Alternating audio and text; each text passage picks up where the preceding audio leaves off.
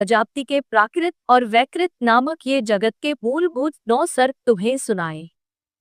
अब और क्या सुनना चाहते हो? श्री मैत्री जी बोले, हे मुनि, आपने इन देवादिकों के सर्गों का संक्षेप से वर्णन किया। अब हे मुनिश्रेष्ठ, मैं इन्हें आपके मुखारविंद से विस्तार पूर्वक सुनना चाहता हूं। श्री पराशर जी बोले, हे मैत्रेय, संपूर्ण प्रजा अपने पूर्व शुभाशुभ कर्मों से युक्त है। आख प्रलय काल में सबका लय होने पर भी वह उनके संस्कारों से नहीं होती।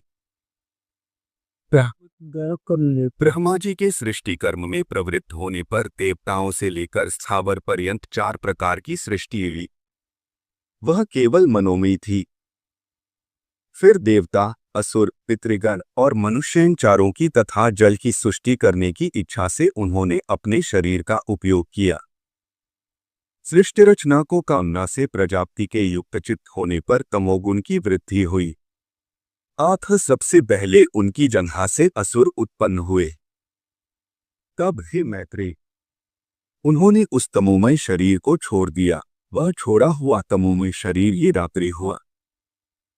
फिर अन्य देह में स्थित होने पर सृष्टि की कामना वाले उन प्रजापति को अति प्रसन्नता हुई और हे द्विज, उनके मुख से सत्व प्रधान देवगण उत्पन्न हुए। तदंतर उस शरीर को भी उन्होंने त्याग दिया। वह त्यागा हुआ शरीर ही सत्वस्वरूप दिन हुआ। इसीलिए रात्रि में असुर बलवान होते हैं और दिन में देवगणों का बल विशेष होता है। फिर उन्होंने आंशिक सत्वमय अन्य शरीर ग्रहण किया और अपने को पितृवत मानते हुए अपने पार्श्वभाग से पितृगण की रचना की। पितृगण की रचना कर उन्होंने उस शरीर को भी छोड़ दिया। वह त्यागा हुआ शरीर ही दिन और रात्रि के बीच में स्थित संध्या हुई। तत्पश्चात उन्होंने आंशिक रजोमय अन्य शरीर धारण किया। हे द्विजश्रेष्ठ, उससे रजः प्रधान मनुष्य उत्पन्न हुए। तिन्हें उस शरीर को भी त्याग दिया। वही ज्योत्सना हुआ, जिसे पूर्व संध्या अर्थात प्रातःकाल कहते हैं।